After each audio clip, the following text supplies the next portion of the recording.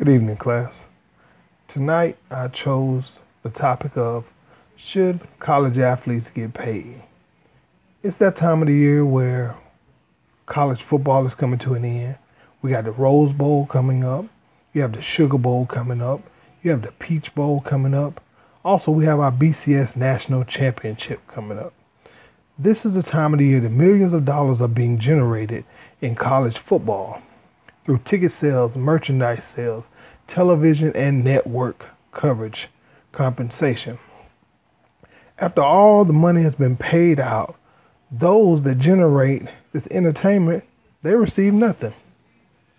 These athletes work hard and devote lots of time to their respective universities and colleges, while working just as hard in the classroom as students. Athletics programs bring in tens of millions of dollars, while these players are regular students. But that's the thing. These aren't regular students. These students, athletes, they're not regular students. They have mandatory study hall. They have two-a-day practices. They have curfews. They don't get holiday breaks if they make the postseason. They have practices, games, restrictions, playbooks, all on top of going to class and being expected to make the honor roll. And of course, these practices don't end at the end of the season. You have spring coming up, you have summer coming up, you have fall coming up. While all regular students are home enjoying their summers off, these students are constantly working out, keeping their body up and keeping in shape. The schools and the coaches, they make millions of dollars in salaries. Through endorsement deals, these student athletes can never earn a single penny from these colleges and athletic tenures. According to Tom Viper, a sports writer for Forbes magazine, that pretty much no CEO makes as much as a coach. It's been stated that Kentucky, for example, Kentucky's head basketball coach, John Calipari, he's paid over $4 million a year for that basketball program. The program itself the basketball program alone generates between 35 and 40 million a year. More than 10% of that revenue goes to John Calipari. There's no way he should be getting paid that much and his players not gain anything, because John Calipari hits no shots, he runs no laps, he does nothing physical to earn this money besides tell these student athletes what to do. They have to orchestrate and fulfill the request of that coach to make these winning shots, to bring all this notoriety to the program. College athletes, college alone, the athletics is a lucrative industry.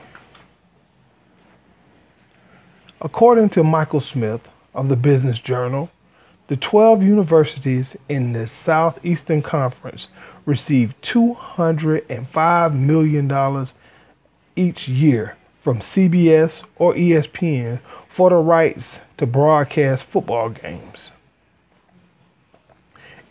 It's also been stated that, according to Chris Beck of the Sports Business, the University of Alabama has won 3 of the 4 last national championships. It also pays its coach, Nick Saban, more than $5 million a year.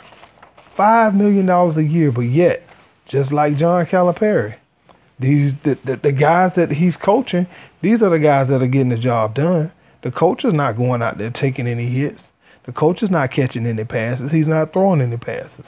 All the coach is doing is pretty much putting a plan together for these young men to orchestrate it. These young men that are getting compensated nothing at all.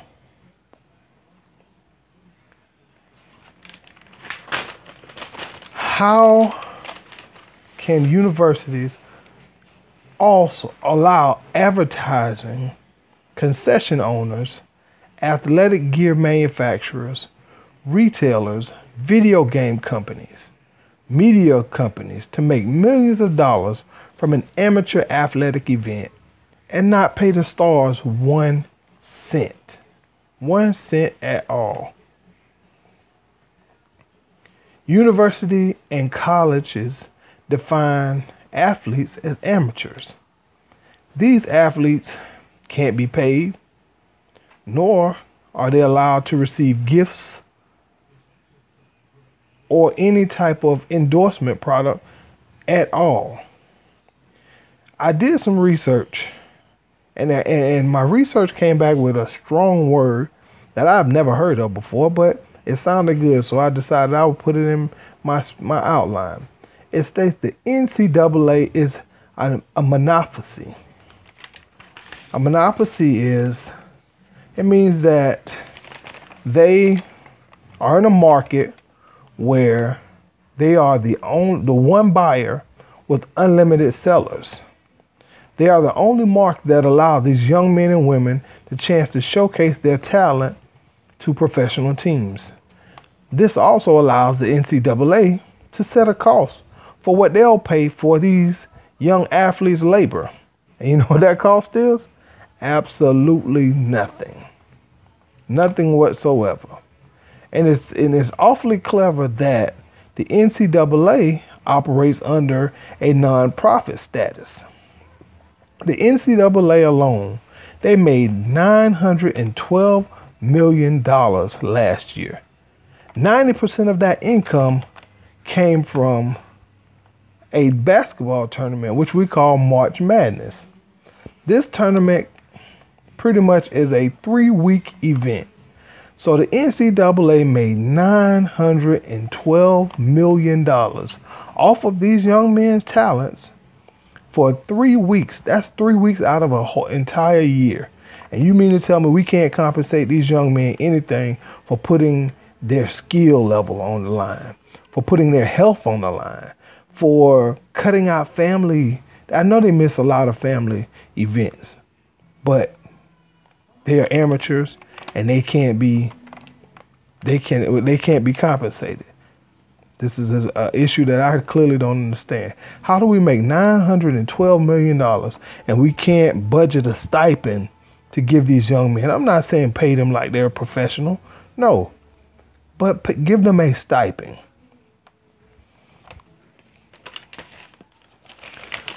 Student athletes, these guys are prevented from making money on their own name. This is absolutely amazing to me also. But the NCAA says this rule preserves their standing as amateurs and protects them from the celebrity and media frenzy surrounding professional sports.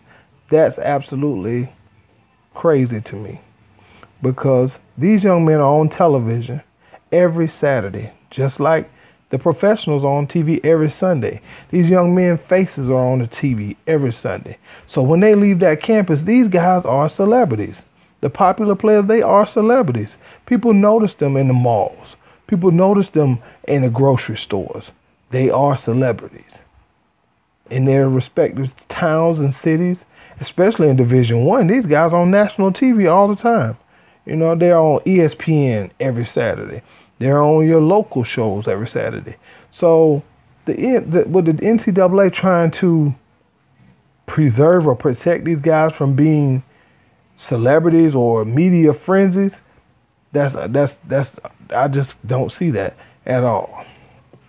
For instance, I'm gonna give you an example as to how they are the schools are making money off of these young men, but they find clever ways to do it. I was searching online for numerous jerseys.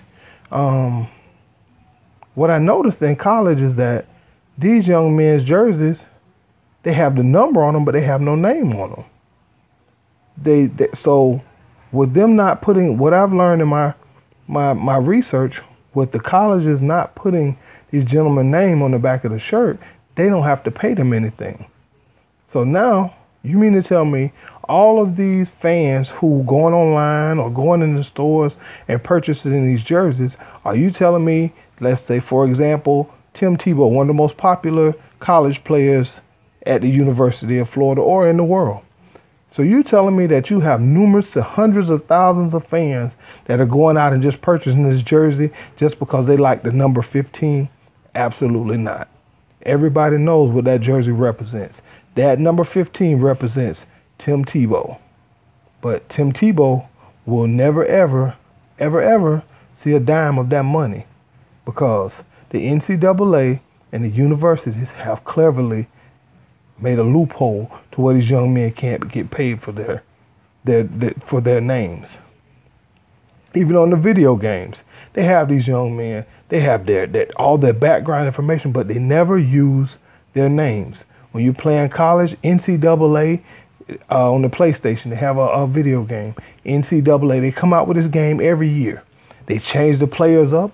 They make these players look identical to these guys, but they never use their names. They'll use their homes, they use their age, their speed, their weight, their size, but they never use their name. So these young men never get compensated off the images of them on these video games. Compensation could possibly decrease media scandal and bad decisions they have made by these college athletes. I believe if we were to give these young men some type of stipend, then they won't make the bad decisions that they have made in the past trying to generate income for themselves. For instance, we have the story of A.J. Green, a wide receiver from the University of Georgia. This young man, A.J. Green, was suspended for 4 games for selling his used jersey for some money. This young man, I mean, he's a very popular athlete. He's in the NFL now, but in college, he was a very popular athlete, one of the best wide receivers in the nation. But this young man he can't even go out and buy a cheeseburger, so he decided to make the decision to sell one of his old jerseys. They suspended this young man for 4 games. Recently, you had one of the Heisman Trophy winners. His name is Johnny Manziel. He was suspended for a brief 30 minutes of a football game because he signed autographs. Now I have another story about a young man named DJ Fluker. DJ Fluker is an offensive lineman from the University of Alabama. He was a native of Louisiana. He grew up as one of the best offensive linemen in the SEC. Before his multiple national championships at Alabama, Fluker was living out of the car with his mother and his siblings. They had lost everything in Hurricane Katrina. He was a student in Alabama at Tuscaloosa when a tornado ripped through, devastating the town, killing multiple people and destroying his apartment. He is now in the middle of a lawsuit with some more players at SEC for taking money from a sports agent. But what do we expect from these young men?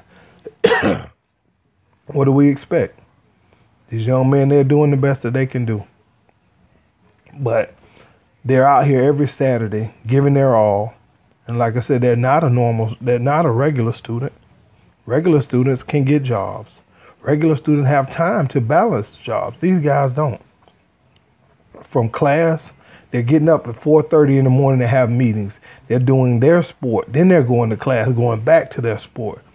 To all this to get compensated nothing. So do we blame these young men? These are 17 to 22-year-old men. They have needs. Yes, a scholarship pays for their room, their board, their food, but what about their health? What about their insurance? What about these? I mean, some of them could get injured before it's all the way over, before their career is over, before they get the opportunity to make it to be a professional athlete. So in conclusion, these young men and women provide the same or better entertainment as professionals in their respective sport. While also balancing the task of collegiate academics. Everyone involved in the success of collegiate athletes are being handsomely rewarded, except for the student athletes who are performing these tasks of these sports. In what other arena would an artist, employee, or an entertainer perform or compete a task for free, knowing that everybody else that's involved are receiving compensation?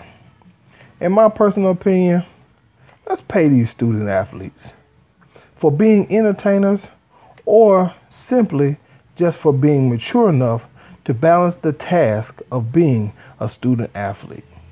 Thank you very much.